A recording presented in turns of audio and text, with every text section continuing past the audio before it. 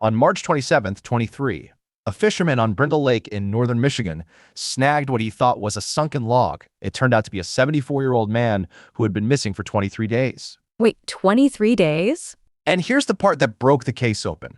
5 days before that body came out of the water, that same man, alive on a Zoom call, smiling at a notary, signed away $2.4 million from his family trust. How is that even possible?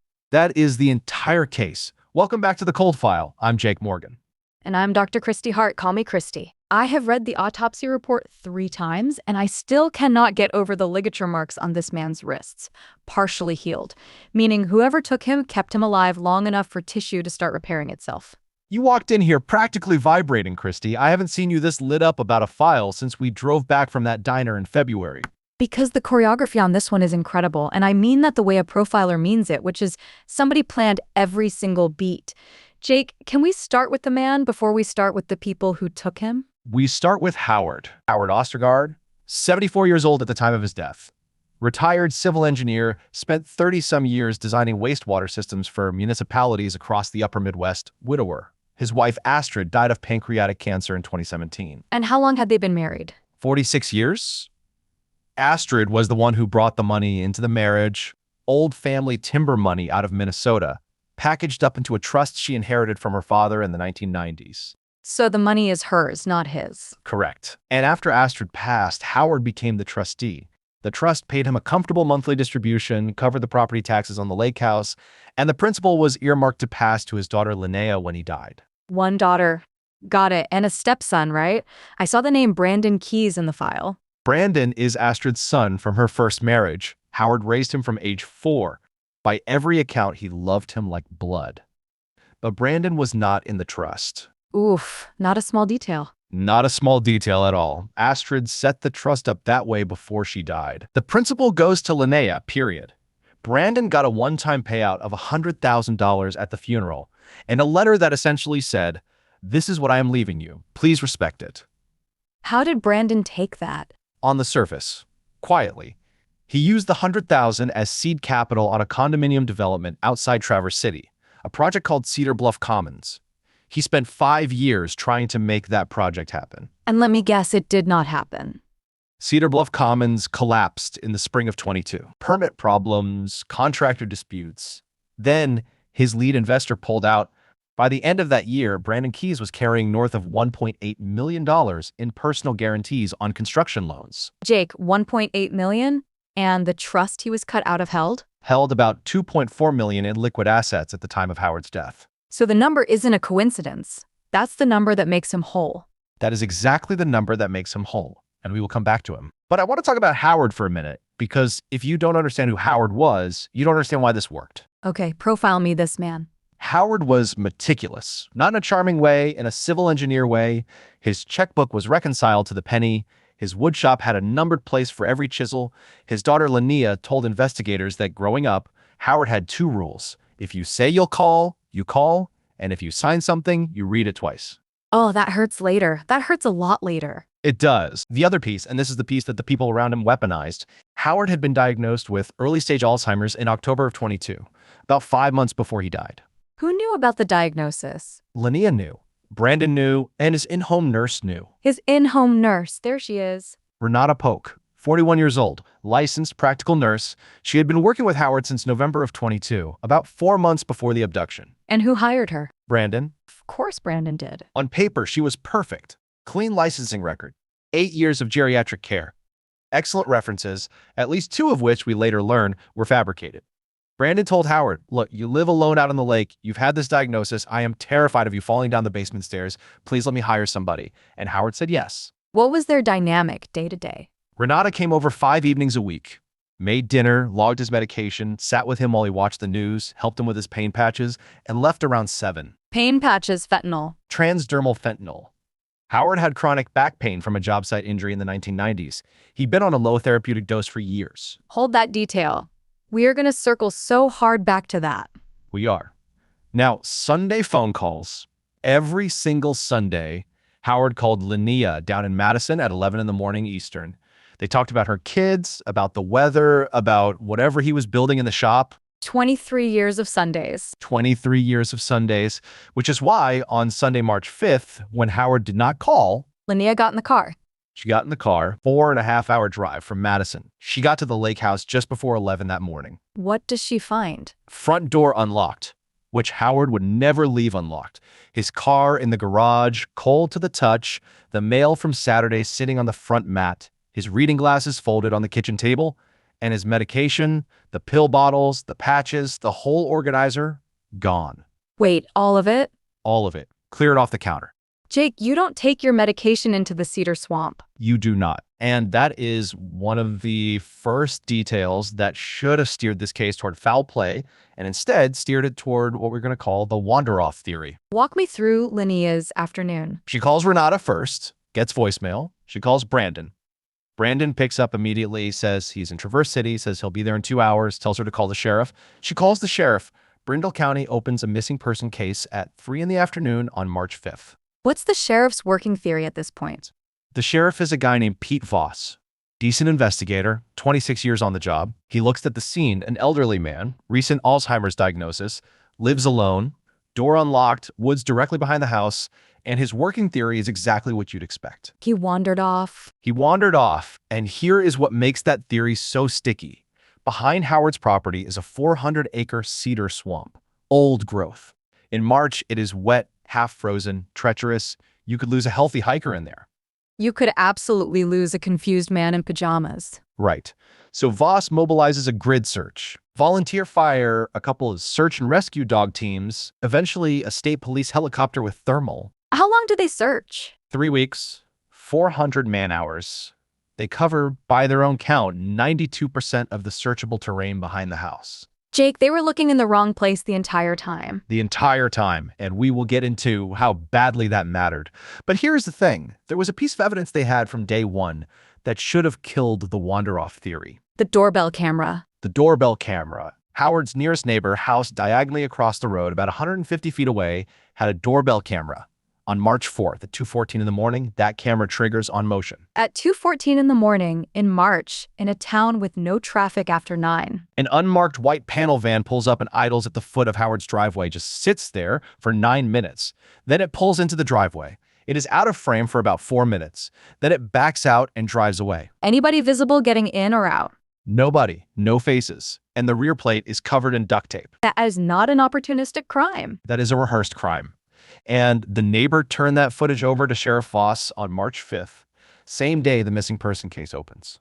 So why does the wander-off theory survive? Because Voss looks at that footage and decides, and I'm reading from the case file here, quote, "The vehicle is unidentifiable. The activity is consistent with a turnaround, possibly a wrong address delivery," end quote. A wrong address delivery at 2:14 in the morning with the plate taped over. That is what gets written down. Jake, that is the kind of paperwork that haunts a department for 10 years. It will. Now, one more detail before we move into the investigation proper, and this is the one I want everybody listening to hold on to. Go. Renata Polk's nurse log. Renata logs Howard's medication every evening. She's there. The log entry for March 3rd evening is normal. Dinner at 6:20, medication administered at 6:45, nurse departs at 6:50. And March 4th? On March 4th, Renata called in sick for the first time in 14 months of employment. Hold that. Oh, I'm holding it. I'm holding it with both hands. So the wander-off theory dominates the first 10 days. And then on March 12th, something happens that nobody in Brindle County will hear about for another 3 months. The Zoom call. The Zoom call. Howard's estate attorney, a man named Carl Breivik out of Grand Rapids, gets an email appearing to come from Howard's account saying that Howard needs to amend his trust urgently and asking to schedule a video call with a notary present. Carl Breivik? Is Carl in on it? Carl is not in on it. Carl is sloppy. Different problem. Different problem. Carl sets up the Zoom for the morning of March 12th. The notary on the call is a man named Dale Aubrecht, Aubrecht. Dale is a freelance notary out of Cadillac who Carl has used a handful of times before for remote signings. Who picked Dale?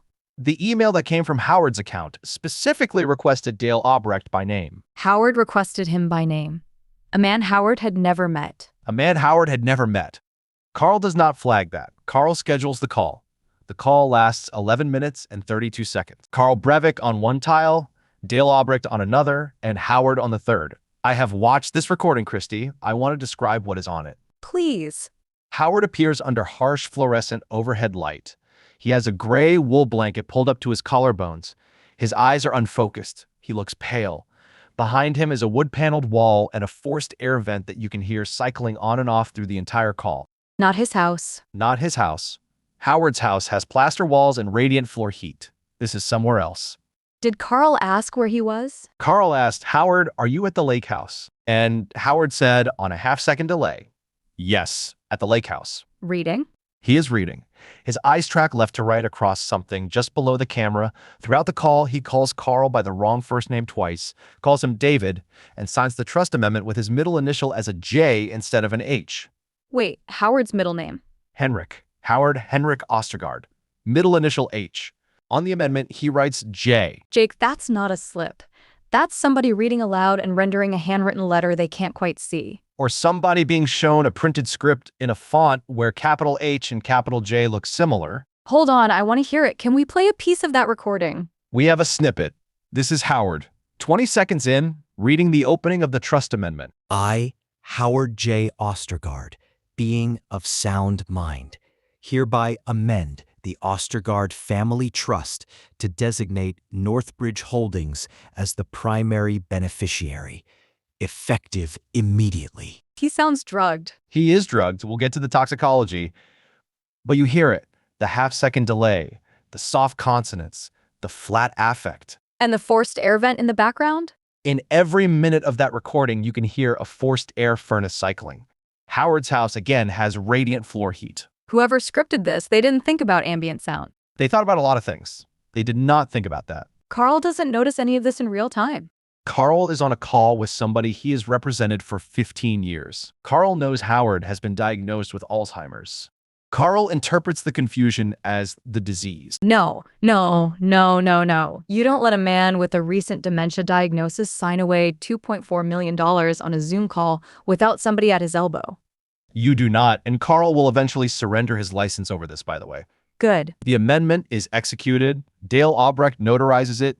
The new beneficiary is an entity called Northbridge Holdings, LLC, registered to a post office box in Cadillac, Michigan. Cadillac, where freelance notary Dale lives. Cadillac is going to come up a lot. 6 days later, March 18th, $2.4 million wires out of the Ostergaard Family Trust to Northbridge Holdings. And at this point, Howard has been missing for 2 weeks. 2 weeks. Linnea is up in Brindle Lake every weekend.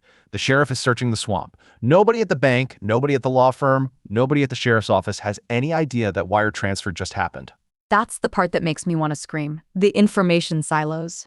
The information silos are how this case worked. And honestly, the information silos are how most of these elder exploitation cases work. Talk to me about that for a second, pattern-wise. You're the profiler. Okay.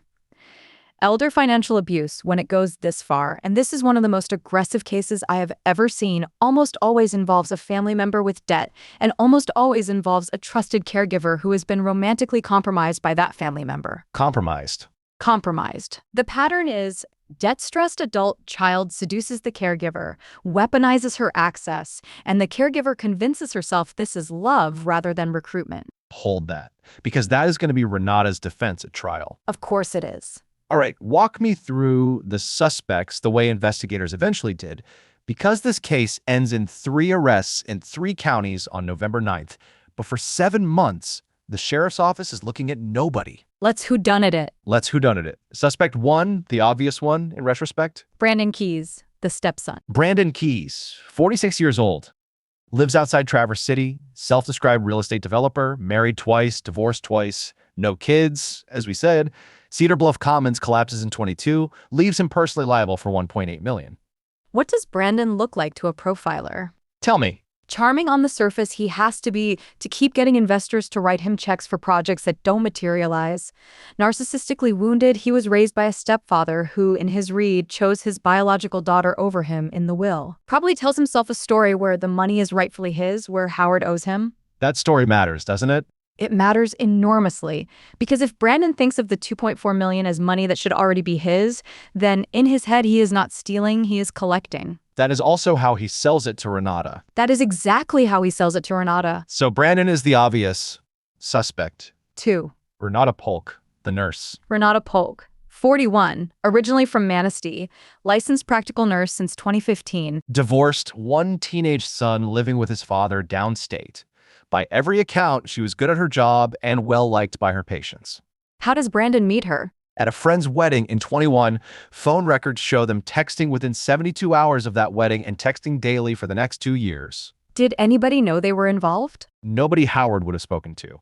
Renata's sister knew, Renata had described Brandon to her as a, quote, complicated friend. By the time Howard's diagnosis comes through in October 22, Brandon and Renata have been involved for over a year. So when Brandon says, hey, I have a vulnerable man who needs in-home care, would you be willing? She is already loyal to him.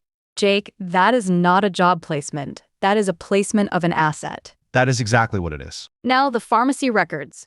Talk to me about the dosage change. On March 1st, 3 days before the abduction, Renata called the pharmacy on Howard's behalf and requested that his transdermal fentanyl prescription be increased, doubled, from a 25 microgram patch to a 50 microgram patch.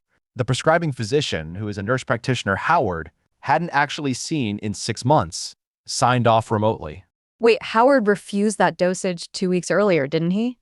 2 weeks earlier, at a routine check-in, Howard told that same nurse practitioner that he did not want a higher dose. He didn't like how the higher patches made him feel. There is a note in the chart. Jake, that note is the smoking gun and nobody reads it for 4 months. Nobody reads it for 4 months. So on March 1st, Renata Polk doubles the medication that is, 3 days later, going to be the murder weapon. Yes. Okay, suspect 3. Suspect 3, Dale Albrecht, 53 years old, freelance notary out of Cadillac, used to run a small title company that went under in 2019. Since then, mostly piecing it together, notarizing remote signings, doing some bookkeeping work, working part-time at a hardware store. How does Dale enter Brandon's orbit? In 20, Brandon writes Dale a personal loan. $140,000, calls it a, quote, bridge for a business pivot. In the loan document, there is no business pivot. Dale just owes him money. How does Brandon have $140,000 to lend? At that point, Brandon is still riding the first wave of investor money on Cedar Bluff. Some of that money was, let us say, fungible. So Dale owes Brandon 140 grand, has no way to pay, has a notary stamp, and is presumably willing to use that stamp creatively. You are now describing exactly what happened. Got it. So we have stepson, nurse, notary. 3 roles, 3 motives. The motive for Brandon is debt and entitlement. The motive for Renata is romantic loyalty plus a promised cut. How big a cut, by the way? Per the text messages they later recovered, and we will get there, Renata was promised $400,000. Did she ever see it? She saw $120,000. The rest was, quote, coming after things cooled down. It was never coming. It was never coming. And Dale? Dale's motive is the simplest. Brandon told him, you notarize what I tell you to notarize, and your 140 grand goes away. Debt forgiveness is payment for a felony. Debt forgiveness is payment for what eventually gets charged as kidnapping, resulting in death, conspiracy, financial exploitation of a vulnerable adult, and, in Dale's case specifically, notary fraud. Okay, so those are our 3. Let's now ask the central whodunit question, which is, who actually did what on which night? Right. Because for 7 months, investigators didn't even know there was a who. They thought Howard wandered into the swamp. Let me walk you back, because between March 5th and the day the body surfaces, there is a piece of evidence that nobody looks at hard enough. March 27th, fisherman named Earl Voigt is out on the North Shore, and the North Shore of Brindle Lake is the opposite side of the lake from Howard's house. Earl is doing some early spring perch fishing. What's the water temperature in late March up there? Roughly 38 degrees. Cold enough to preserve a body very, very well. So whatever the timeline of death, the body is in good condition. Good enough that the autopsy is going to be devastating for the suspects. Earl pulls Howard out of the water. Earl snags him on a treble hook, calls 911, and waits. The body is recovered at 6:50 in the morning on March 27th. What is the immediate read? The immediate read from Sheriff Voss, and I cannot stress this enough, is, quote, confused man wandered out onto ice, fell through, drowned, end quote. Jake, are there even any tracks? No tracks. The ice on Brindle Lake had gone out a week earlier.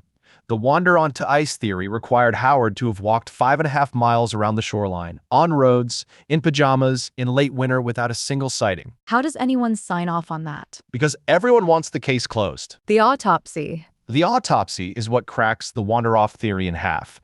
April 2nd, the county medical examiner, woman named Dr. Audra Lindquist, returns her report. What does she find? Fentanyl at 3 times therapeutic level. Lorazepam in the blood, consistent with sedation. Water in the lungs, but the pulmonary diatom analysis is wrong. Explain that to people. Diatoms are microscopic algae in lake water. If you drown alive, your heart's still pumping, those diatoms get pushed out of your lungs into your bone marrow and other organs. If you are dropped into the lake after you are already dead, the diatoms stay in your lungs only. And Howard's diatoms? Stayed in his lungs only. So he was dead before he hit the water. He was dead before he hit the water. And the other piece, ligature marks on both wrists, partially healed. Partially healed. Dr. Lindquist estimates the ligature injuries were inflicted roughly 14 to 20 days before death. So somebody had him tied up for at least 2 weeks. At least 2 weeks. Now, does the wander-off theory die on April 2nd when this autopsy comes out? Please say yes. It does not. What? Sheriff Voss receives the autopsy, reclassifies the case from missing person to suspicious death, and, listen to me, kicks the file up to the state police, who, due to caseload, do not pick it up until late May. So the case is in a file cabinet for nearly 2 months. In a file cabinet for nearly 2 months, during which time the $2.4 million sits in Northbridge Holdings, gets quietly split into multiple smaller transfers, and starts paying off Brandon's construction loans. Jake, this is the part of the case that makes me want to throw a chair. Take some time. No, keep going. In June, the state police finally assign a detective named Marisol Quintana to the case. 12 years on, smart, methodical. The first thing she does is something Voss should have done in March. She pulls the financials. She pulls the financials. And she pulls in a forensic accountant, a contractor the state police use a lot, guy named Theo Brennan, works out of Lansing, and Brennan finds the wire to Northbridge Holdings within 48 hours. 2.4 million wired out while the trustee is missing. That alone is enough to make this a major case. But then Brennan does what good forensic accountants do. He chases the entity. Northbridge Holdings is a Michigan limited liability company registered to a post office box in Cadillac. Brennan runs the box, and the box pings on an old document, a defaulted construction loan application. Brandon Keyes filed in 21, listing the same post office box as his business mailing address. Jake, Brandon registered the shell company to a post office box that had his name on it from 2 years earlier. He did. Why? Why would anyone be that sloppy? I think the honest answer is when Brandon set up Northbridge in 22, he had already let the post office box auto-renew under the new business name. He never imagined anybody would look back at his defaulted loan paperwork. Hubris. Hubris. Honestly, every one of these guys is undone by a piece of admin they thought was beneath notice. That is the lesson of half the financial crime cases I have ever covered. So at the end of June, Quintana has a viable suspect. She does not move on him yet. She builds. Smart. Because Brandon, if you arrest him in June, he is going to lawyer up and you have a financial case but not a homicide case. Exactly. Quintana wants the homicide, so she goes back through every piece of evidence Voss collected. And the first thing she does is pull the doorbell camera footage again. And she sees the van for what it is. She sees the van for what it is. A planned, rehearsed approach. Plate covered. 9-minute idle. 4 minutes inside the driveway. She sends it to a state police vehicle analyst. What's the analyst find? White Ford E250, model year between 2007 and 2012, based on the headlight signature and the wheelbase. No identifying markings, but, and this is the part, there is a faint outline on the passenger side door of where a logo used to be. A peeled-off vinyl decal. A peeled-off vinyl decal. And the shape of the outline matches the logo of a now-defunct contracting company in Traverse City, Cedar Bluff Construction Services. Brandon's company. Brandon's company. The van was registered to Cedar Bluff and had been parked at one of his job sites for 2 years. So he didn't even buy a clean vehicle. He used his own. He used his own. Now where is the van today? Gone. Vanished. Quintana's working theory, which the 3 defendants have either explicitly denied or refused to comment on, is that they sank the van in a flooded gravel pit south of Cadillac. Has anybody dragged the pit? Partially. State police divers have been in twice. The pit is about 90 feet deep, full of silt, and the operation is expensive.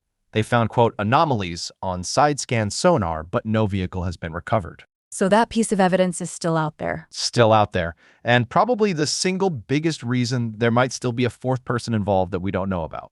Hold that thought. We'll come back. We'll come back. In July, Quintana subpoenas every short-term winterized cabin rental within 40 miles of Brindle Lake going back to January. She is looking for a place that could have held Howard for 3 weeks without anybody noticing. Lot of empty cabins in northern Michigan in March. Lot of empty cabins. The list comes back at 143 rentals. Quintana and a junior detective named Mason Whaley start running every name. Looking for what?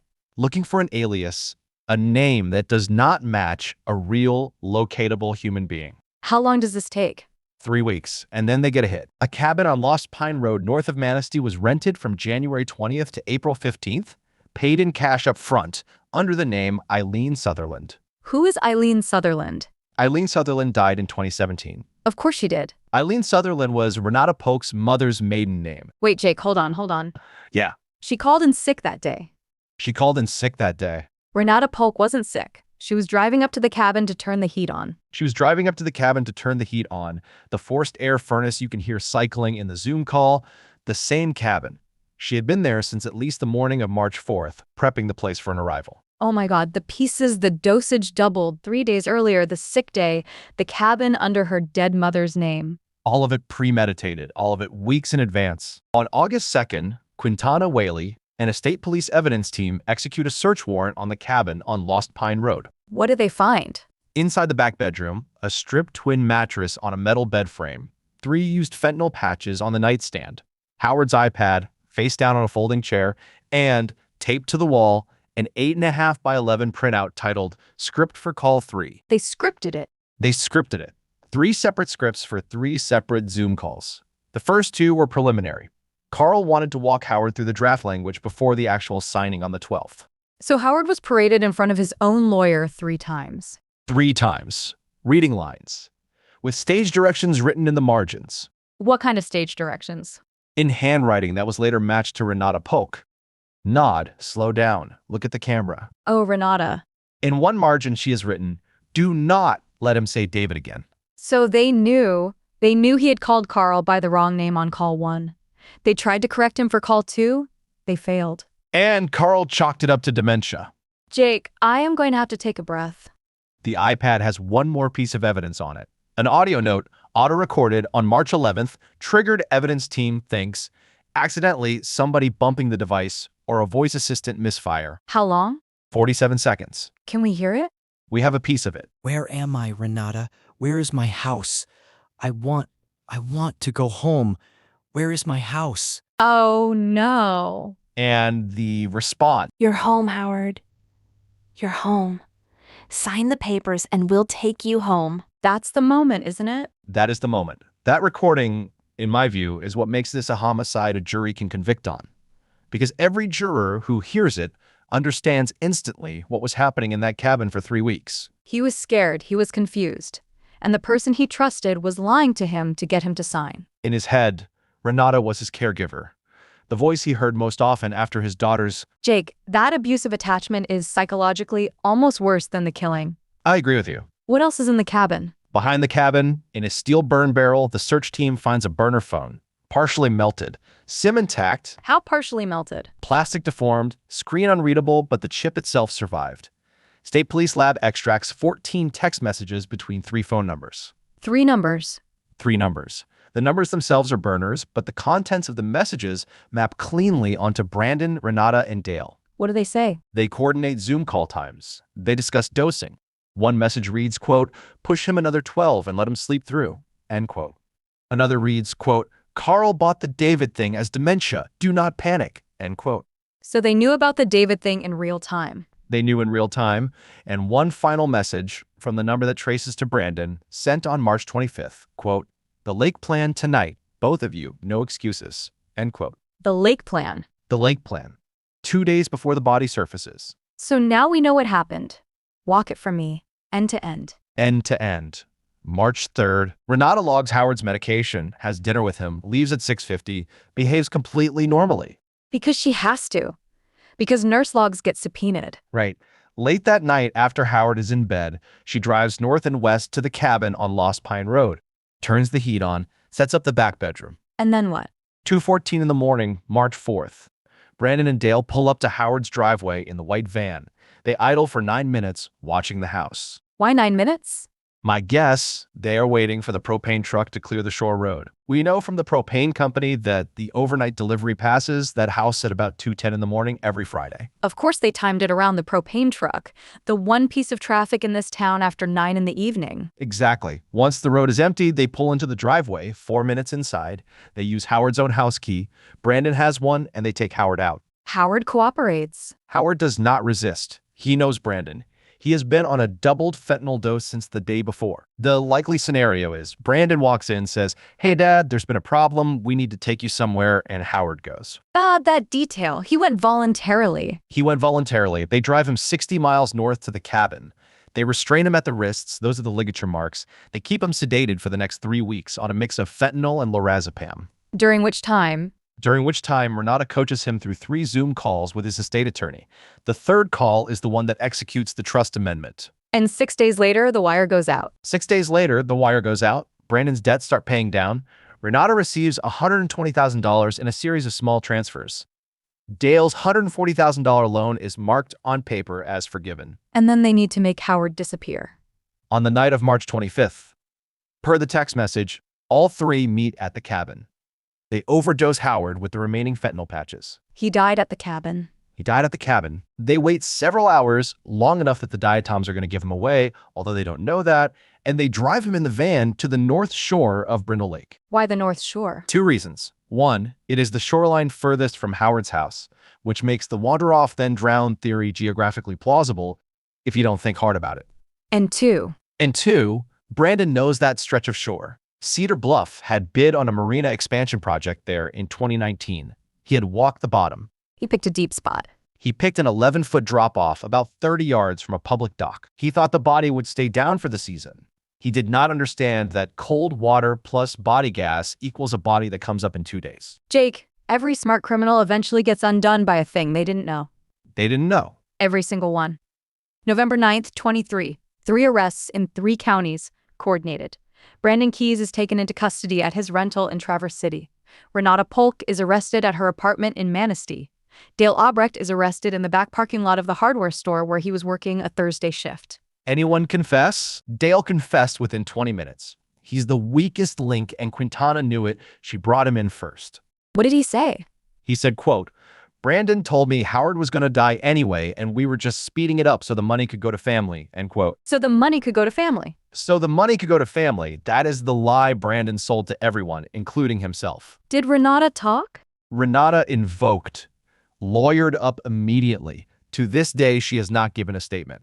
And Brandon? Brandon talked for 4 hours, none of it under oath. He spent most of those 4 hours blaming Renata. Of course he did. That is the textbook move. He sold her on the plan when he needed her, and the moment the plan collapsed, he turned her into the mastermind. Quintana didn't bite. Trials were held in 24. Brandon was convicted of kidnapping resulting in death, first-degree felony murder, conspiracy, and financial exploitation of a vulnerable adult. He is currently serving life without parole at a state facility downstate. Dale? Dale cooperated. He took a plea, 22 years for kidnapping resulting in death and notary fraud. He'll be in his mid-70s when he comes out. Renata? Renata went to trial. The defense was, and I am being charitable, a coercive control argument, Renata as a victim of Brandon's emotional manipulation in a relationship she could not see clearly. How did that hold up? Not well. The jury heard the audio note from the iPad. The jury heard her own voice telling a confused, frightened 74-year-old man, "Sign the papers and we'll take you home." That recording closed the case for the jury. 3 hours of deliberation, guilty on all counts, life with possibility of parole at 30 years. So why is this case, in your view, still open? Because the white van has never been found. Because the money, most of it, has not been recovered. The trust got back roughly $1.1 million. The remaining $1.3 million is somewhere. In what form? Some of it was used to pay down construction debt. That money is gone in the sense that the banks have it. But forensic accountants believe between $500,000 and $800,000 was moved into liquid instruments that have not been traced. Cash? Possibly cash, possibly precious metals, possibly a 4th account under a 4th name. Jake, a 4th name implies a 4th person. That is exactly what it implies. When you look at the text messages on the burner phone, 14 of them, they involve 3 numbers. 3. But there is a piece of metadata on one of those messages, a forwarded contact that points to a 4th person. A 4th person who never appears in any other piece of evidence. A fourth person who never appears anywhere else. Quintana believes, and she said this in interviews, that there was a money handler, someone who advised the group on how to structure Northbridge Holdings, how to break up the wire, how to make the loan forgiveness paperwork look clean. Brandon doesn't have those skills. Brandon does not have those skills. Dale doesn't have those skills. Renata definitely doesn't. So somebody walked them through the financial mechanics, somebody who probably took a cut and is currently sitting on the remainder. That is the working theory. And none of the 3 convicted defendants will name them. None of them will name them. Brandon, who has nothing left to lose at this point, will not name them, which I find genuinely interesting. He's afraid. He's afraid, or he is still hoping for some piece of money on the back end. After life without parole, what money? Family money, maybe. There's a theory that this money handler is somebody Brandon has known for a long time, and that the cash is sitting somewhere waiting for a family member of Brandon's to access it. That is dark, Jake. It's a working theory, not a proven fact. What happened to Howard's house? Linnea sold it in the spring of 24. She told a reporter from the Traverse City paper she could not bring herself to keep it. Has she spoken publicly otherwise? Once, after the verdicts came down, she gave a short statement on the courthouse steps. I have a clip. My father called me every Sunday for 23 years. The people who took him from me made sure I would never get another one of those calls. I do not forgive them. I will not forgive them. And I'm asking, please, anyone who knows where the rest of the money is, anyone who helped them, come forward. 23 years of Sundays. 23 years of Sundays. Jake, before we wrap, I want to do the profiling piece, because I think it matters. Go. Most homicides, happen in a kind of rupture, anger, panic, a moment that gets away from someone. This is not that. No. This is patient. This is administrative. Brandon Keyes spent at least 4 months, from the dementia diagnosis in October to the abduction in March, planning, recruiting, rehearsing. He is what we'd profile as an instrumental offender. The violence is not the point. The violence is the cleanup. The money is the point. The money is the point. And the most dangerous thing about that profile is an instrumental offender does not need to feel rage to kill. They need an obstacle. Howard, alive, was an obstacle. So Howard became something to be removed. What about Renata? Renata is harder. Renata is, in my read, a person who is lonely and was given a sense of importance by someone who used that loneliness against her. She probably told herself for a long time that what they were doing was quote-unquote assisted estate planning. The way a person who is being coached into bad decisions tells themselves the new story until the new story is the only one available. When does she cross the line for you? The audio note. When she tells a frightened, confused man, "You're home, sign the papers and we'll take you home," that is not coercion of her. That is her practicing a learned cruelty to get a result. She had become competent at the task. Damning. Damning. The jury saw it. I see it. And Dale? Dale is the boring one and the most common one. Dale is somebody in financial trouble who said yes to something that he initially understood as paperwork. By the time he understood what it actually was, he was already legally inside it. You see this a lot in white-collar adjacent crime. You see this constantly. Notaries, bookkeepers, low-level loan officers, they get pulled in. They realize halfway in what they are inside of, and they don't know how to get out without becoming the person who turns everyone in. Which Dale eventually did. Too late for Howard. One more piece. I keep coming back to it. The script. Yeah. The fact that they printed 3 of them, that they ran rehearsals, that Renata wrote stage directions in the margins. There is a part of me that every time I read the case file gets stuck on what those days inside that cabin must have actually been like. You mean for Howard? For Howard, mostly. 3 weeks of confusion, restraint, and being walked through lines that he didn't understand were going to be the legal mechanism that ended his life. And also for them, because at some point in those 3 weeks, all 3 of them looked at this 74-year-old man and looked at each other and decided, we are still doing this. That's the thing nobody can really get their head around, the not stopping. The not stopping. In the profiling literature, there is a concept called moral disengagement. Each step of the plan is small enough that the person executing it can tell themselves it isn't the bad thing. Increasing a prescription isn't the bad thing. Reading from a script isn't the bad thing. Driving the van isn't the bad thing. Each piece is its own little nothing, until you look up and you have killed a man. And by then, there is no off-ramp. By then, there is no off-ramp. One thing before we close, listeners, if you are getting anything out of these episodes, the single most useful thing you can do is hit the subscribe button. We dig into a new case every week. And the channel only grows when you tell the algorithm to keep us in front of you. And it really does help. We see the numbers. Subscribing means we get to keep doing this. All right, final thoughts. Christy, this case solved on paper, 3 convictions. What is the part that keeps you up? Honestly, it's the van. I keep thinking about the van. Why the van? Because somebody got rid of it. And whoever got rid of it knew how to make a vehicle disappear in a way that 2 state police diving operations have not been able to undo. That is not a skill set Brandon, Renata, or Dale has, which means somebody else handled it. The 4th person. The 4th person. And as long as there is a 4th person walking around with a piece of Howard Ostergaard's family's money in their pocket, I don't think this case is closed. Quintana doesn't think it's closed either, for what that is worth. She still has a file on it.